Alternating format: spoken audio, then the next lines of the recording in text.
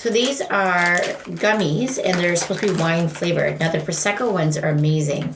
I'll have the Prosecco bears in my Prosecco, and it picks up the taste of the Prosecco. White rosé and red wine flavored. Oh, so the pink ones are rosé. Oh, that's so cute. And these ones probably totally won't go with the wine at all. But they're a red wine sangria. They're really good. Okay, this will balance all our Gewurz. Right? Welcome to Flying for Flavor, episode 33. Take 2. I have a bit of deja vu happening right now, Stephanie. So this is a bit of a background on the story. So Deke was with Cynthia and I yesterday, and we had actually taped this entire show, and it was great, and stories and laughs and everything yesterday. And the full disclosure, I am new to some new audio equipment. So we have a whole new setup here in the studio. So we have like a mixer and, and standing mics, and we got this whole setup ready to go. We look really fancy now. And we look like we know what we're doing.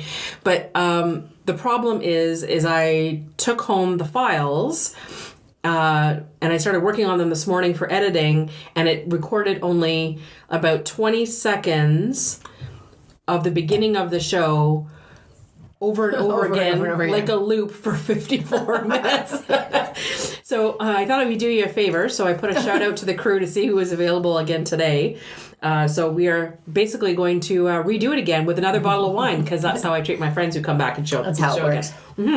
So you'll hear us snacking once in a while, because yesterday Cynthia brought us cheese to go with the wine. And I'll also talk about the wine we had yesterday.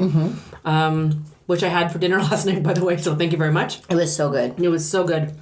And then, but today, I'm going to have a different wine, because it kind of still goes with the Easter theme that I thought would be a great fit. So I'll have to put this one in the link in the show notes, too. So, we are currently drinking... Oh, and the snacks. So these are, they are wine-filled gummy bears. Yeah, they're like gummy bears where one of the ingredients is basically wine. I don't know how much wine does it say on the percentage in these? It's basically the idea. So they're by Squish Candies. It's a Canadian company. Have a product of Germany, but imported and packaged in Canada. And like this one here. Oh, this one's wine flavored. It doesn't actually... Yeah, and this one's sangria flavored.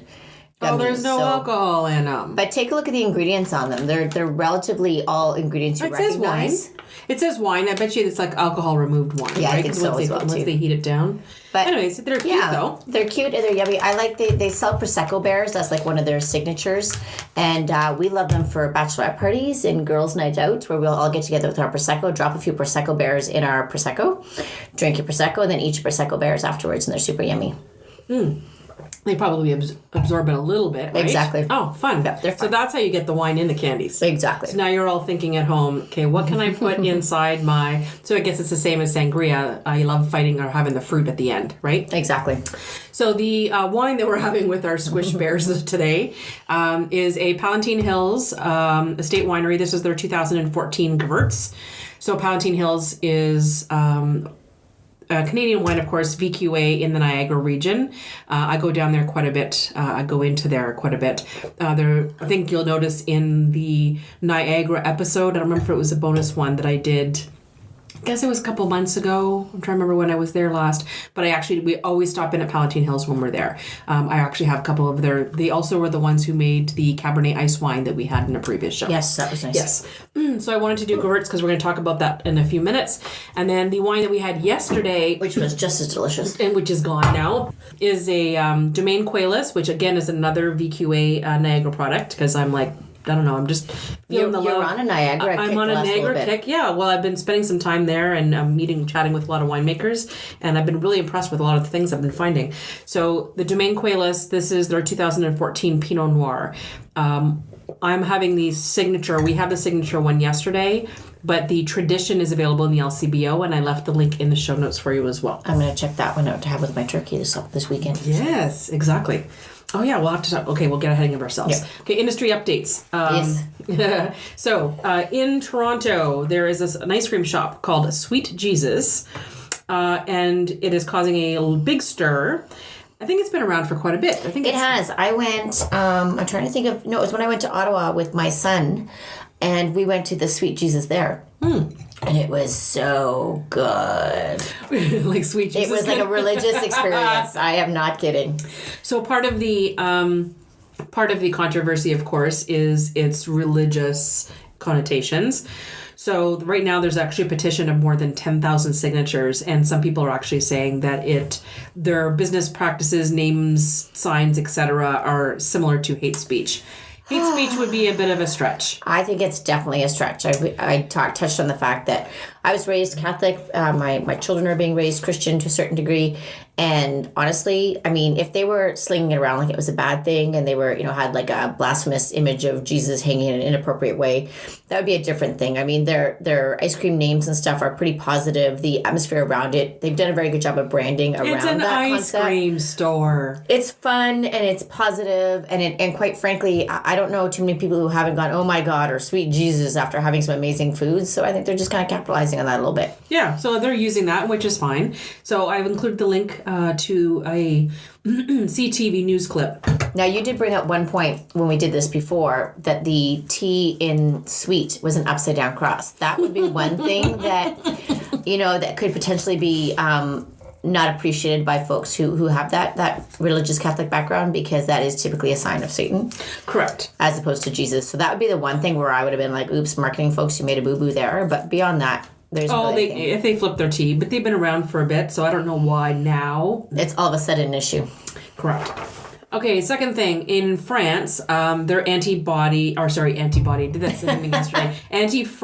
body of their government says it has uncovered a huge scam in which a merchant tried to sell more than 48 million liters of wine falsely labeled as Côte de Rhone. So 48 million liters, for those of you who can't picture that, that's 13 Olympic-sized swimming pools. Not that we want to swim in wine. Not that I want to swim in it, but get me a straw. Get you a straw, exactly.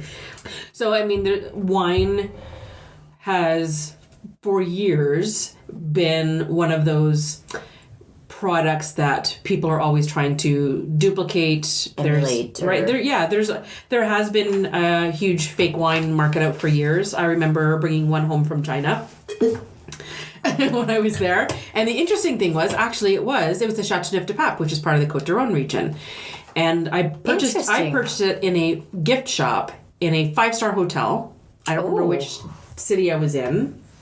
I was very excited because it's not rare. It's not an easy thing to find decent wine sometimes in China. In China, it's not the first place you think of. No, I prefer I don't mind the beer there, but the wine wasn't a big thing. So I was very excited, and I had this bottle, and I was going to have it on my own, sitting in a hotel room when we had a quiet evening, and just before I was going to open it, I started taking off the foil, just the very, very top, and I started noticing spelling mistakes.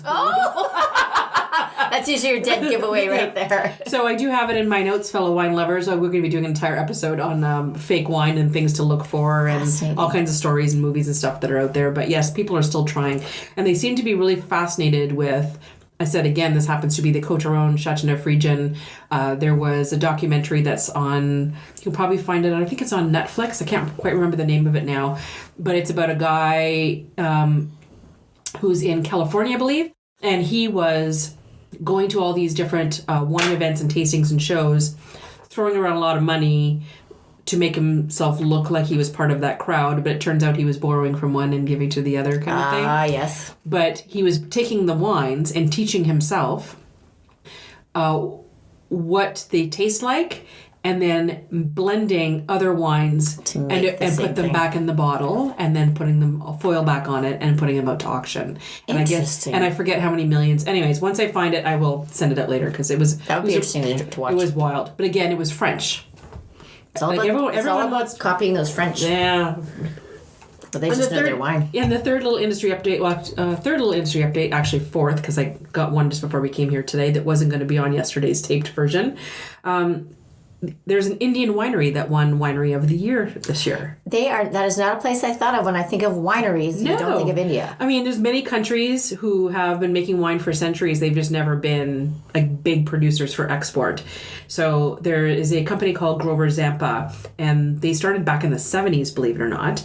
Mm-hmm. And they do have some history background and some technical ability. George Vessel was one of the original founders of this winery, and he was a technical director at Champagne Mum. So he's got some He's got some kind of industry cred behind him. Yeah, so he knows what he's doing, right? So I guess one of their rosés just won best named in the category. One of their reserve collection red blends was also landed a gold medal. Sauvignon Blancs one time won a Decanter Asia Wine Award, but this is the first time they've won a Winery of the Year award for the Asian Wine Awards. So I think that's kind of cool, and it's going to make me wonder what the competition's like. All I know is I'm going to go and look for Indian wineries now. No kidding. I didn't realize they were that big of a thing. Pretty cool. So now we're going to cut to... Actually, I have one we didn't discuss last week. Oh, yeah, okay. Something, and it's something that Stacy brought up. Was it within our group or on our page? That the arsenic in California wines thing is back again. It's not back again. Is that the old one? It's the old one. Is that a thing? It's recirculating now. Is that a thing? Like, I've heard of it. Well, obviously, it came out on the internet, and we've never seen it again. Mm-hmm. And I still see those California brands. Those wines everywhere. are still out there. Exactly. Mm-hmm. So I don't know how much cred, but I'll take a look at it. But that was the original post from 2014. So I remember it being a few years ago. There's a big thing that they were doing a lawsuit and whatever else. And I remember because I drank at that time, there were a lot of California blends tend to be were my go-tos. And I remember thinking, oh, do I really care if there's arsenic? Because they taste really good. So I made the joke that maybe it's the arsenic that made them taste so good, and that's why I like them. Yeah, do what you gotta do. Mm-hmm. That fourth one that I was talking about was, or the other one that just came up today, I guess there's now Tim Hortons is getting a lot of flack on social media. So you remember after the minimum wage thing went up and everyone was protesting Tim Hortons and blah, blah, blah, because they weren't treating their staff right, everything else. And I guess somebody God found forbid out... they put their coffee up 10 cents. I know, exactly. Eh? But I guess they are now planning, there was either leaked out or they announced it, and it's like $700 million in renovations to Tim locations. I know. Didn't they? Which chain just took away benefits from their staff to cover it? I'm not sure. I just read something online not too long ago. It was around January 1st when the latest hike came into play. And it was talking about how one of the companies eliminated health benefits because they had to cover the cost of... I'm going to look that up and I'll share it again. I mean, it's one thing for repairs and maintenance, but really... But new renos, I mean... You know... Didn't they just redo new renos in the last 5 years? Is paint that expensive? No. No. So we're going to, within this episode today, you'll also hear cutaways to a little bit of a lamb 411 from one of my last lamb cooking classes. Just talking about different cuts and some tips on how to get the best out of your lamb in case you want to switch things up this Easter weekend.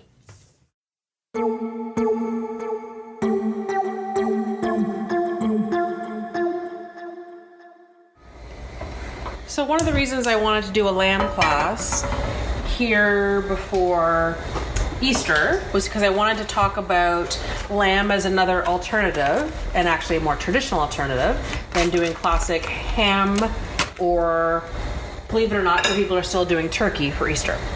And I thought it would be a good fit for an opportunity to learn something new and to take the fear out of cooking lamb.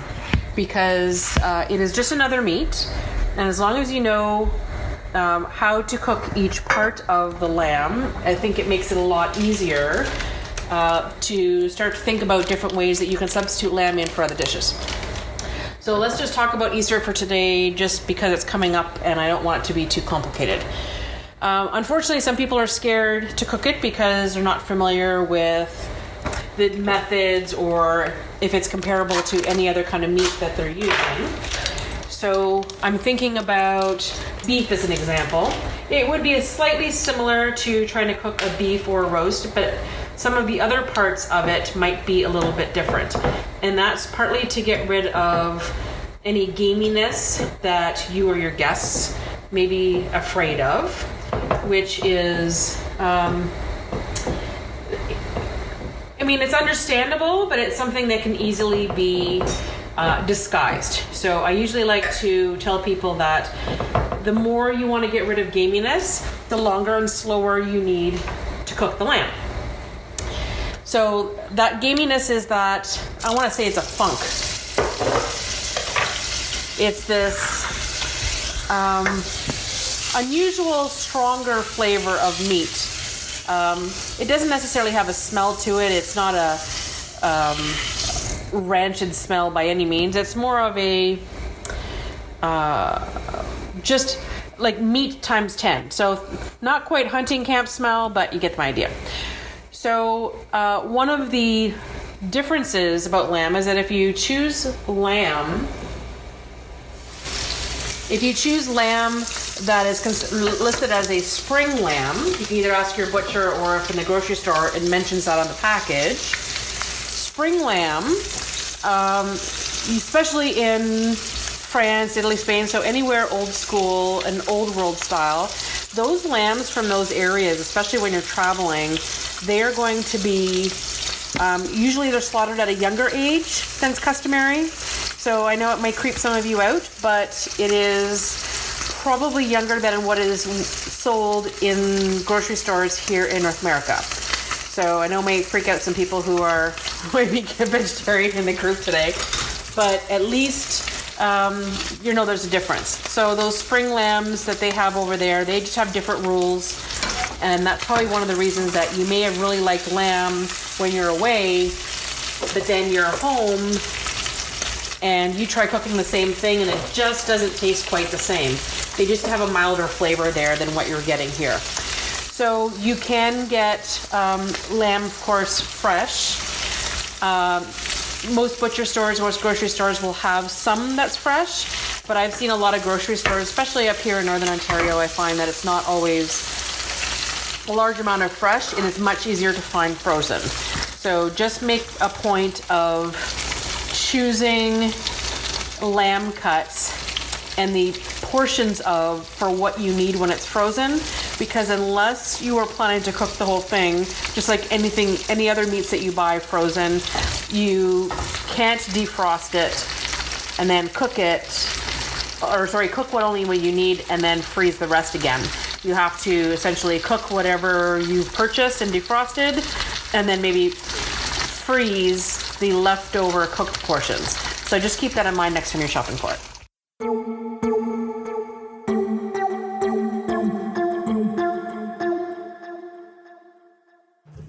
Family traditions.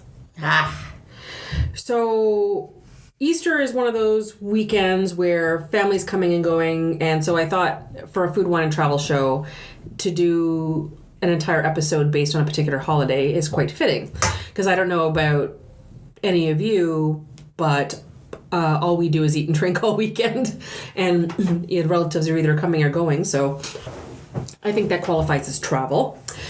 I don't know, Cynthia, do you have some I do. Stories to share, which is kind of cool. Our family doesn't have a lot of traditions, and interestingly enough, I mentioned earlier that we were raised Catholic. Not that we were a very religious family in any way, but those Catholic traditions have really stuck through, especially when it comes to celebrating the holidays. So for us, so I guess technically tomorrow is Good Friday, and in our house we call that Filet-O-Fish Day, and I made everyone gross out yesterday. Ew. Because my very, very first job, only a few years ago was, please don't laugh that hard. It's not that far reaching. You're bringing my cough back. Just so we're clear, my son is the same age I was when I had that job. But, so we do Filet-O-Fish because I actually like the sandwich. I'm one of those weird people who likes it. But when I'm shaking my head. I know you are. When I worked there, we called Good Friday Filet-O-Fish Day because it was the only day that we sold fresh Filet-O-Fish all day. Because the tradition in the Catholic religion is that you don't eat meat on Fridays. But fish was okay. Fish was okay. And then it's kind of reduced to the fact that now Good Friday is the one day of the year that Catholics don't eat fish. So there were a whole lot of Catholics at McDonald's. So watch for them because they'll be there, or they were there. And we eat our Filet-O-Fish because if you order a Filet-O-Fish any other day, it's like a cold cardboardy thing that's been sitting there for 3 hours because no one orders them. So Good Friday is Filet-O-Fish Day in our house, and we go for Filet-O-Fish at lunch. So if you happen to like Filet-O-Fish, Good Friday is the day, and then we do seafood or your sushi. tip is, now that you're listening to this after Good Friday, don't order it till next year. Don't bother ordering your Filet-O-Fish till next year. Trust me. But then we do in the evenings, we'll do like sushi or seafood to kind of for dinner, have a nicer dinner in the evening. Oh, sushi's fun. Yeah. And then we have Easter Sunday. Oh, of course. And then Easter Sunday, traditionally, you go and do your Easter Bunny search in the morning for your chocolate, and then we'd go to church, and then after church we'd have brunch, and that's where we'd have like the traditional turkey. And I shared the recipe in the show notes for my favorite recipe now. It's a citrus stuffed turkey. And I love it because I'm notorious for drying out my turkey with stuffing, because the stuffing is my favorite part. So now I do my stuffing on the side, and I stuff it based on this Martha Stewart recipe with citrus and herbs. And it is, after 20 years of making turkey, it was like the juiciest, most tastiest turkey I'd ever made. So I've got both of those recipes in the show notes, because I was always a purist that you could not have stuffing without it being in the bird. And I have learned that I don't have to do it that way anymore. Yeah, yes, I never cook stuffing inside the bird as well, or actually any kind of meat, unless it's something that's rolled. Yeah. Right? But aside from like a turkey or chicken or anything else, yes, it looks really pretty having it in there, and it gives a different flavor to it. But it definitely dries it out. I can't control... This is the control freak speaking. I can't control the cook on the bird if I have to worry about stuffing and everything else as well. Yeah. So that's one of the reasons that I like to cook it separately. But that's just me. Yeah. One of the things that, speaking of stuffing, Deke was here yesterday, but he was talking about a couple of tips. One of the things he was saying about he makes turkey is he does a lot of tarragon. It was tarragon and mustard, I believe. On the outside of the bird. On the outside, he did the tarragon. Then he did the apple slices. That's what it was, apple slices. And then he did the tarragon, apple, and bacon quilt. The bacon quilt. The bacon quilt. Yes. So, if you don't know what a bacon quilt is, essentially it's basically you're just weaving slices of bacon together to make like a square almost, and then you drape that over the top of the turkey. So that's going to keep it'll still get crispy and crunchy on the outside, but it just allows for enough moisture protection of the meat and all that extra bacon fat always makes everything so between better. The juiciness of the apples and then the crispiness of the fat and the bacon, it really has an opportunity to get the flavor in there. So yeah, it sounds really good. Yeah, it does really sound good. Too bad I'm not having turkey this Are you doing ham this year? We are doing ham. I think it's because every other holiday get together we do turkey. Yeah. Right? You think Thanksgiving, and then we do one at Christmas, and I just I like turkey, but I mean, this is the only time of the year I really think we have ham. I know my big thing is I used to feed like 30 people Christmas Day, Easter Day, that kind of thing. So for us, having both just gave us enough food, because you can't get a bird that'll feed 30 people a lot of times, or you certainly can't fit it in your oven at that point. So we would do the turkey and we would do the ham. And for the longest time, my turkey and my ham would fight for oven space. Now I do have like a turkey roaster now, which helps. But because I always did the traditional ham, kind of a roast. I don't know how you describe it, where you'd have the big fat on the top and you do the crisscrosses on it, put the cloves in the corners, and then cover it in like mustard and You are a sugar. traditionalist. Very traditional. My grandfather actually taught me that when I was younger. But when I married my husband, his mom, Nana, who's been on one of our previous episodes, Nana, she does a cottage roll, which is essentially like all the super yummy fatty pieces of the ham smushed into a bag and boiled for hours. So I don't do it like that. I included the recipe as well in the show notes for this, but we actually cook it with ginger ale. Oh, that's nice. Right in ginger ale in the slow cooker. And then it's got like a few other things like bay leaves and things, some dried mustard and stuff. And then we take it out and we make a glaze to go on top with brown sugar and mustard and the classics. Yeah. So it's super yummy. The kids love it. Like I usually take all the drippings and I kind of thicken it up a little bit and make it into a sauce for the kids. Oh my God. They would eat it with like sauce and fat and a little bit of mustard and sugar, of course. It was so good. So good. So yeah, so those are, I included kind of what we have as our traditional meal in our that's fun. Well, I mean, there's going to be no excuse for but dare I say it, half-assed Easter dinner tomorrow. So if you don't want to do your traditional stuff, so you have Cynthia's recipes that'll be included in there. Deke's also included a stuffing recipe. We're talking about stuffing, and really this is a mushroom and bacon like stuffing terrine. Yeah. So there's instructions on there, basically that you can kind of put it inside of a container to bake it, and then you can serve it sliced, or you can actually use it in any other kind of a stuffing format. But there's so many different flavors and a lot of strong flavors in there. It was very strong sounding. Yeah, I think there was sun-dried tomatoes or something like that in as well. Yeah, he did when he cooks. It's like full of flavor. It's actually pretty yummy. Yeah. So that's one of those recipes that if you happen to love all those really strong flavors and want that kind of a stuffing, he provided that for you too. And Stacy, who's not here today, she gave us dessert. Of course, because she is a pastry chef after all. So I guess she won an award for this back in the day when she was in culinary school. Yeah, in I think she Toronto, said, yeah. So it's a classic. It's her lemon bar recipe. So it was nice for her to share that with us, and that's also in the show notes, including a downloadable PDF. So you don't have to actually. Sorry, go ahead. I think that actually complement the turkey really nicely too. I think so too. I think lemon bars is fun. I never had lemon bars at Easter. Now I'm thinking I want lemon bars. With all the desserts your mom's gonna make. Yes, with all the desserts. Okay, so there's a little background in that. So now we can. That'll good segue. Now we'll get into yours. It's a good segue into our family tradition. So traditionally, over the last, I don't know, let's say 10, 12 years or so, my brother who lives in Ottawa, him and his family come into town. They stay at our place. Kids, dog, the works. And my parents come to our house and we have dinner here one night. And then usually at one point on the weekend, usually during Easter Sunday, we go to my mother's. We go to my mother's. And my mother this year, when I asked her if she would like to have Easter dinner at her place this year, her response was, I'll buy the ham. So denied. So it's not that I was trying to get out of doing anything. It was just, it's interesting as they get older that they just choose not to. She loves food and cooking and helping in the kitchen, but doing all of that work, right? When you get to a certain age where you say, nah, I don't want to do that anymore. Actually, hit that a couple of years ago. Yeah, good for her. So now she's insisting. So she says she doesn't want to do it, but she wants to buy the ham. And then she started listing all of the baking she's already been doing. So we have to have 2 sets of baking because my sister has celiac disease, so she can't have gluten.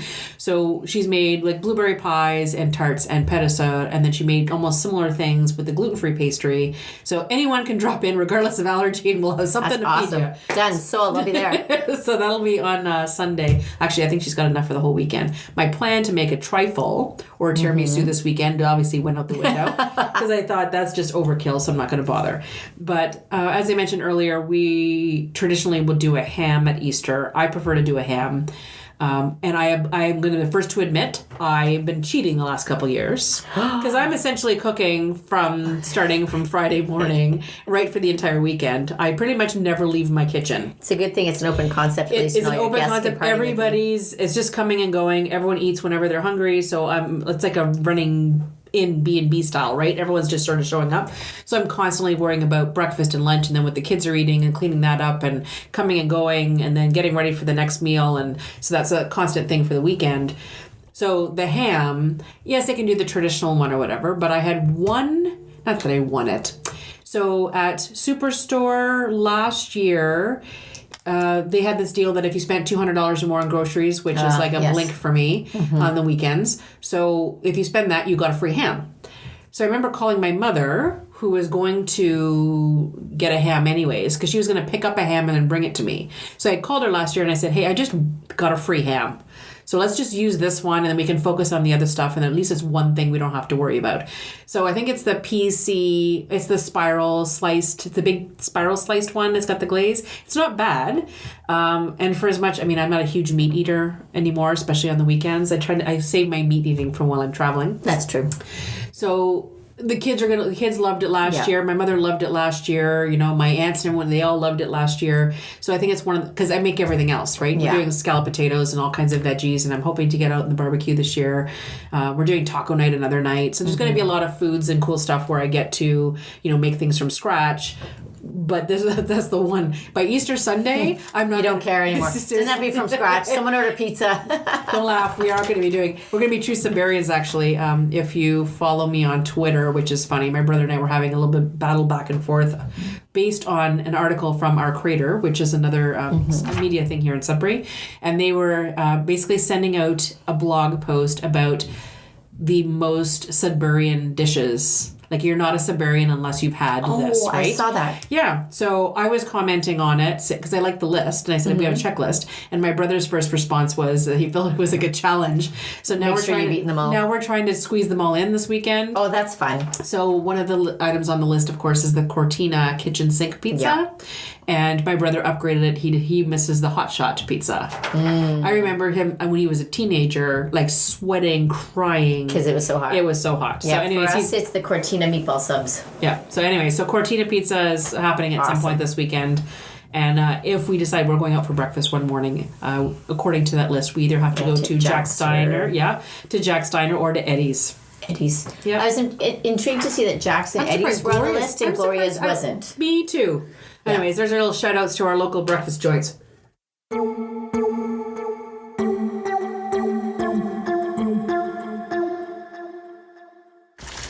Okay, let's talk about some of my favorite cuts of lamb for Easter. So the lamb shanks, those are the things that I used to call like Flintstone bones. So the shanks are, it's kind of like that meatier end at the lower end of the leg. You'll see it sometimes. You can buy frozen legs and you'll see there's like a little piece that's kind of hanging or tucked on the side. It's not the perfect lamb leg shape, and that's actually the shank. Those are best to be slow cooked. They're really great price. Sometimes you can find them in those frozen 3-packs for, used to be $11, $12 for a 3-pack. I think the price has probably gone up a little bit since then. But because there's a bone in the center, it really adds a lot to the flavor of it. And the shanks are something that's great for low and slow cooking. So those are one of those things that you can just use a braised recipe for. So if you have any recipes for braised short ribs as an example, or braised other kind of meats, I wouldn't necessarily do veal for that. It needs to be something braised chicken. Any of those things, braising really does well with lamb. Those are the ones that you want to have low and slow for a long period of time. So braising, of course, is just the technique of dusting in the flour a little bit, searing it in a hot pan, and then you're going to roast it with about 2/3 up with different liquids. And that's what we're going to do today with a bunch of veggies like carrots and celery and onions and lots of red wine, because that's the way I like my shanks. And then the roasts those are the ones that I always like to do whole, especially if they have the bone in it. And those are great to just roast as is. And there's usually a rub of some sort that goes on the top of it. It can be either with garlic and things like rosemary. Stronger flavors do really well with lamb. And then you can also do things like mustard is really popular, I guess, for roasted legs of lamb. And even boneless options are great if you want to have those roll up flavors in it, because those boneless legs of lamb have been cut off the bone and they're actually can open up butterflied almost, so you can actually stuff it with what is classic stuffing. Some kind of nutty stuffing is really good. Again, something stronger flavored, putting a dried spice rub on the outside, and then you can roast it till it's probably, I would say, medium to medium rare. I like my lamb closer to medium rare, but if you have a roast that's done up to maybe a medium, you'll probably please most of your guests. And for shopping purposes, 1 kilogram leg of lamb usually feeds between 4 to 6 people. Well, depending on how much you plan to eat, of course. Now, for the rack of lamb, this would be a little bit upgraded. This is not something you would do for a large crowd, but if you have a small group joining you for Easter dinner, a lamb rack will also be very pretty. This is also something you can throw on the barbecue, which is great. It's taken from the lamb ribs, and it's very impressive because of all the bones and stuff on it. And sometimes you can get your butcher to completely clean off those bones, and that's called Frenching. And then you, with a very super quick cooking method and maybe some extra herbs and that mustard I talked about, you can make a quick pan sauce, and you can probably have an entire rack of lamb ready to go in a very short period of time. So it's very impressive, but it doesn't need a whole lot of prep, and it doesn't need a whole lot of work.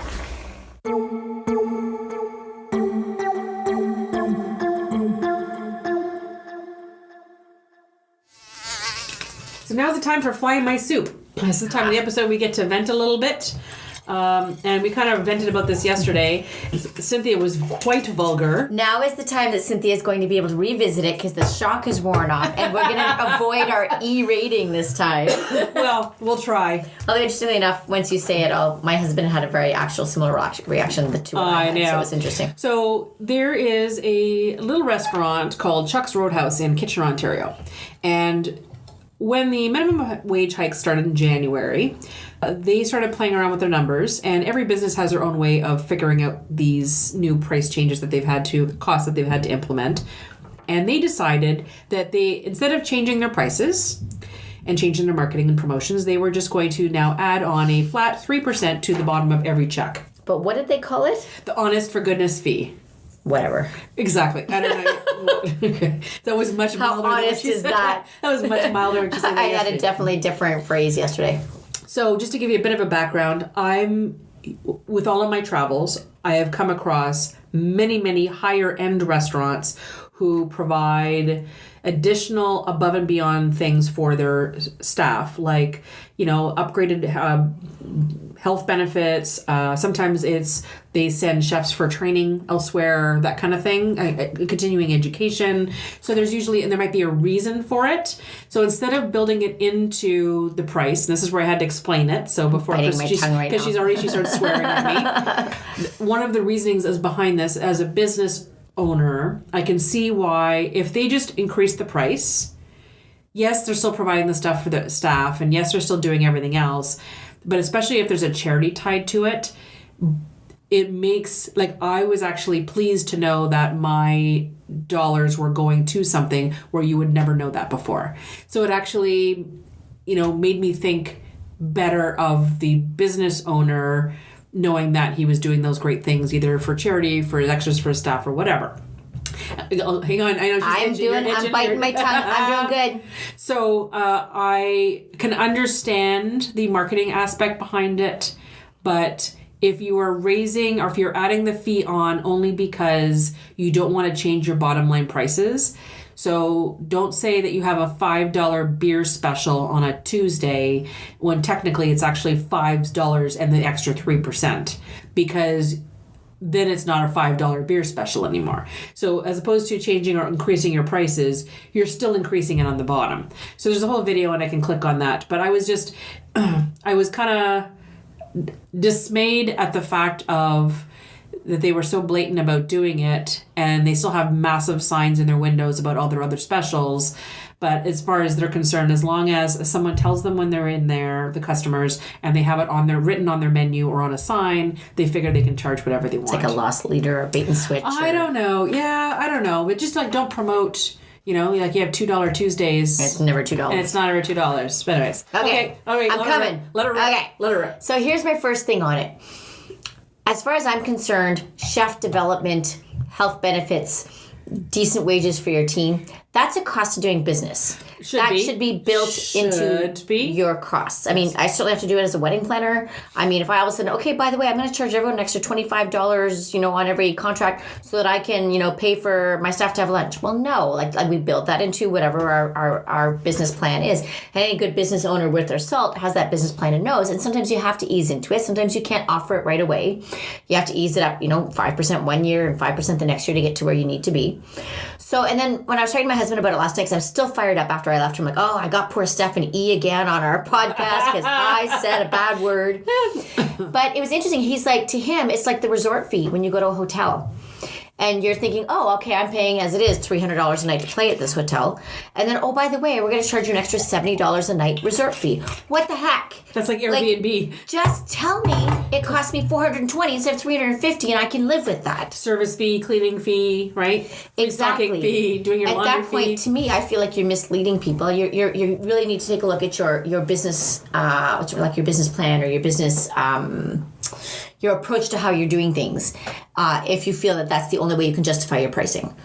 Correct. Unfortunately, there are some people who do choose restaurants and do choose things based on price. Then they shouldn't be shopping from me. Well, no. Exactly. That may not be that may not be your target market at that point too. Is something you need to recognize. Typically, if someone's really price sensitive, they're not worried about whether your chef is developing their skills or not. They just want you to slap some meat on a plate, for example. Correct. Yes. Well. So, and then what was the other thing that I had to say about it? I was so fired up. No. So fired up. Percent health benefits, blah, blah, blah. Oh, the charitable thing. So if you're going to do a charitable donation or support a charity, again, you could potentially build it in your price and make the donation, or if you want to be more transparent, I prefer to see something like a roundup campaign or optional, an opt-in campaign. Just like you have a tip button. You can add on an extra 3% to and we see that in my day job. The company that I work for we've got a lot of so it's a e-commerce platform, basically, is the company that I work for. And they've got an app that's available that you can actually click a button at your checkout, and your customer can then donate money to the charity of the choice that it keeps track of it. I would rather see that than me say, you're going to pay an extra 5% on your bill because I want to support, puppies who are being abused, which is really important to me, but that may not be as important to my customer. And why would I force them to do it? Correct. So yeah, I got really, really fired up. It was actually a conversation all the way home in the car with my husband on speakerphone, because it just to me, it's not, it's like they're trying to be transparent, but they're sneaky about being transparent, and I don't like it. And I also don't like some of the those charitable things where they make it sound like they collect money from their customers and then they donate to the charity. How do we know it's actually going to the charity? Oh, no, it's not that I'm not trusting them on it. It's the whole thing is that the restaurant gets the tax donation as opposed to you. Mm-hmm. Anyways, it's not just restaurants, but retail does the same thing. Yeah. So that was my one of the other rant. Cool ideas that I had, and I don't know how they could translate that into a restaurant. I was in, I think it was New Zealand, at a winery, and I was very impressed. Actually, no, it wasn't. It was in Australia. Whatever. Now I'm just sounding like just don't tell Aussies and Kiwis that it's the same. It's not. Just don't do that. Oh, no, it wasn't the same. I was just trying to remember. I can visually see the winery that I was in. Actually, it was connected to a restaurant, so it wasn't Australia. It was up in Hunter Valley. Mm-hmm. So, because I'm visualizing the place, but I was most impressed with the fact that that wine region and most wine regions in Australia just started implementing tasting fees. So whereas we're used to paying $20 for so many samples or whatever else, they've never had it for years. No, that is a new thing. And it's a new thing. But they're charging what, $5? So just to say. So it's just they started having to implement it, and it's just one of those things for costs and everything else. And everyone's doing it across the board. They're not charging a ton. I think it's completely reasonable. They'll say they're charging you $5 for 3 or 4 tastings, but they'll give you more depending how busy they are. So it's not that big of a deal. Well, this one winery got smart. I guess they really support a local food bank, I believe.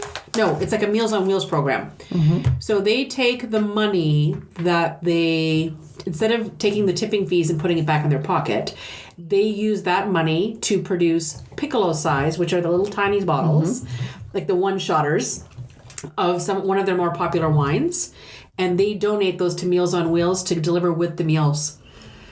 So the people who are getting the Meals on Wheels are getting a little bottle of free wine to go with their dinners. That is Australia at its finest. Is that not the coolest because your thing people ever? Who are underprivileged, they still need to have their wine with their meals, my friend. Thank you. Is that the coolest thing? And those piccolos are not for sale to the public. Because I was asking if I could buy some to take home. And they said, no, he only makes them the winemaker only makes them for the Meals on Wheels program. Fascinating to me. So that's what he's using that, those tasting fees Can you imagine that in Ontario? Ontario would go up in arms. Don't be giving them the wine. They need food. Give them the money so they can buy bread. That's overpriced and we're getting ripped off on. Oh, I did get my Loblaws card, by the way. I don't know. I don't think I did the paperwork right because I didn't get mine.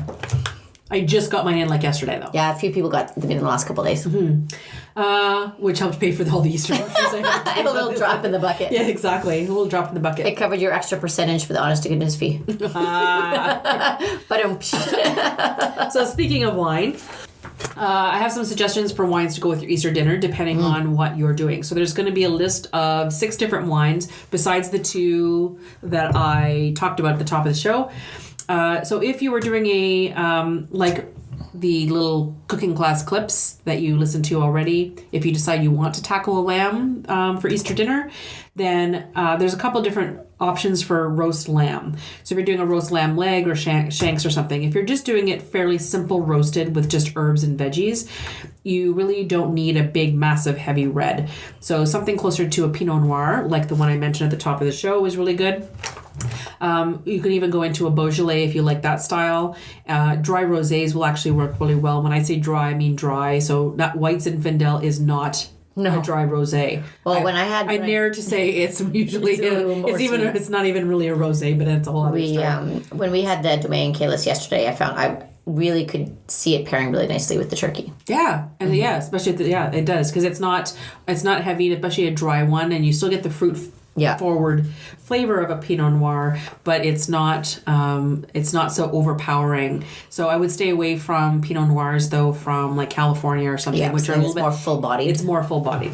especially when you can probably get away with it with the lamb. But then if you're going to go stronger flavor, so if you decide to do your roast lamb with recipe that has lots of garlic and rosemary and sauces and red wine gravies, then you're going to go into something that's a little bit more fruit driven. And then maybe a younger Bordeaux. You could do a Cabernet or Cab Merlot blend.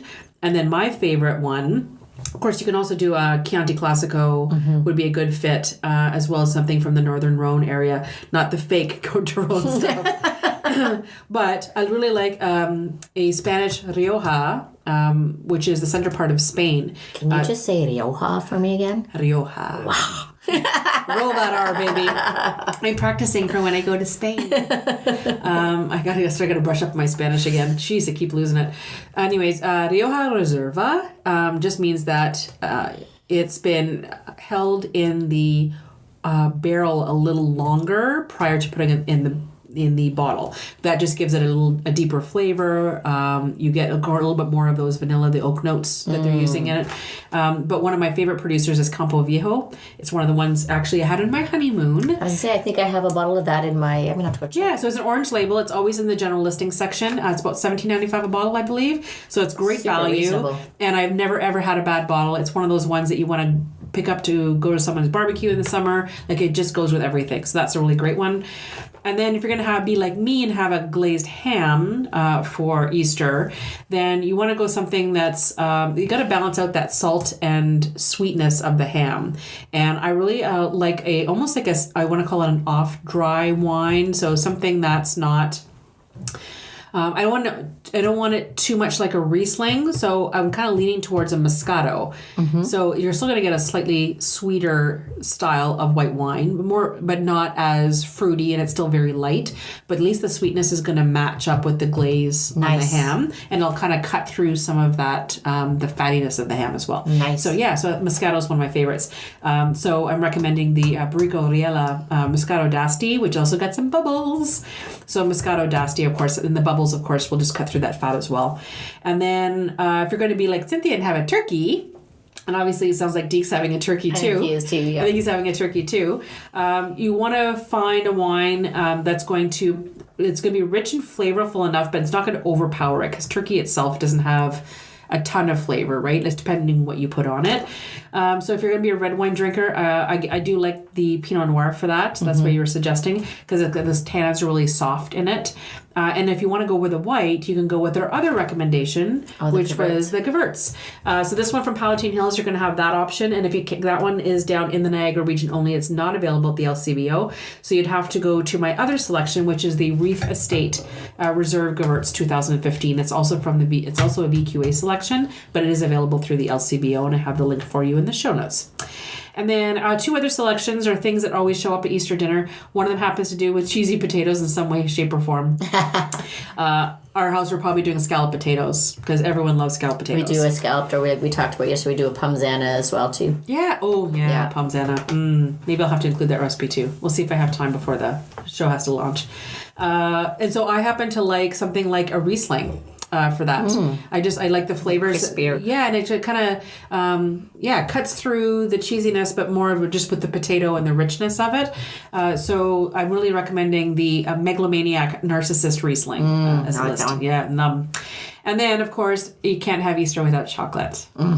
So whether you're having a chocolate dessert, or whether you're skipping dessert after your big meal and just diving into all of the little Easter eggs and everything else that's milk chocolate that's running around your house that day, I would suggest that you pair it with a sparkling red from Italy. Yes. Yes. Like a Lambrusco. She's all about I just the like Lambrusco. that, because If you are not familiar with the Lambrusco, you can check it out. We actually had it at the sparkling wine episode that Cynthia and I drank through. We drank through. You guys only saw a clip of it. It's in both video and audio version, so you can probably catch that out. I believe did we say it was in December? I think we said December, January. I think it was in December. Oh, January is when it probably was. Yeah. So if you just check through the January listings on the Flying for Flavor page, you'll be able to check that out, because it's in audio and video format, but we did go through that. So we had the Lambrusco, which was a deeper red, and it's only slightly sparkling. The one I'm going to suggest actually is a Braccato d'Acqui, and it is a little bit lighter, still fresh berries, kind of strawberry-ish. So it really goes really well with milk chocolate. Yum. So I gave you a listing for that one, and it's something that's interesting. So if you're going to someone's house for Easter dinner, everyone always wants to bring a bottle of white, bottle of red. Why not surprise your hostess and show up with this beautiful bottle? And the link that I gave you, wait to see the bottle. It's like clear. The bottle's beautiful. It's got flowers all over it. Every time, all the girls love it, and just says spring. So it's really a nice hostess gift to bring that one in. So for closing, newsletter goes out tomorrow. So we have a newsletter that goes out the first of every month. Anywhere on stephaniepichet.ca, on the right-hand sidebar, you will see a little box that you can click on to sign up for it. It's also, I believe, available on the Facebook show notes page, not the Facebook page, the show notes page. You'll also see it on the sidebar there as well. And so that goes out on the first of every month. And we will include bonus recipes from the ones that we've talked about throughout the month prior, as well as extra photos that weren't included on social media. Sometimes, and I will have the entire show topics list for the future month. Nice. So right now you'll have all of the month of April, so each of the shows, so you can actually maybe make a note to yourself if there's a particular episode that you want to check out. So that's going to be going out tomorrow. I don't know when I'm going to have a chance to do all this. Right? While you're cooking for your house. Yeah, so besides it was being in the kitchen all the time, editing the podcast, getting the stuff done, but you got to do it. So there's going to be so many recipes. So at the very least, download, print the PDFs so you don't lose them, and you will have a whole new selection of lamb, turkey, stuffing, whatever recipes for any other family. Sounds like Sunday dinner territory to me. Mm-hmm. And then next week, for all you outdoor enthusiasts, make a note to listen in if you want to learn more about our Sportsman Show here in Sudbury. It's actually 37 years, I believe. Amazing. That the Sportsman Show has been happening. And so we're going to be there live on the Friday evening, walking around talking to vendors, finding out what's new and hot in outdoor travel and tourism for 2018. And then we'll have the show uploaded for bright and early on Saturday morning, so you can listen to it, make some notes if you haven't gone to the show yet. Get your preview. Yeah, get your preview of some of the hot new things, and then you can go and take that little shopping list with you to go to the show on Saturday. Love it. So that's the plan. So I'm going to also providing a video. I might not have it ready for this week, but it'll show up on our Flying for Flavor Facebook page. That's actually going to give you a little bit of 411 of how to find us on your iPhone device, on your Samsung or other portable device, as well as the Flying for Flavor Facebook page, everything else, so that you have no excuse not to look for podcasts. So I did some little video clips, so I'm going to string that together, and that'll go out next week. But in the meantime, if you already know how to do all that kind of fun stuff, make sure you not only subscribe to us, but please rate us on podcasts, on Apple Podcasts, on Stitcher, and Spotify. The more ratings and the more subscriptions they get, we can find out who you are, where you're listening from, what you're thinking, and always please send along some suggestions. We are open to thoughts. I guess that's it, eh? I think that's it. Oh my God, we've been doing this twice. So good. 2 bottles of wine, all Oh this no, we candy. were 54 minutes almost exactly again. Oh my gosh. And without Deke here, that just means we filled We in the just dead filled space. it in without it. Don't worry, Deke, we covered you. We're good. We're good. Anyways, wishing everyone a very happy Easter, happy Bunny Day, happy big long weekend. Happy Passover. Yes. Oh my goodness. There's so many things celebrating this weekend, but have a safe and amazing weekend with all your family and friends. And we'll chat with you next week at the Sportsman Show. Cheers. Cheers.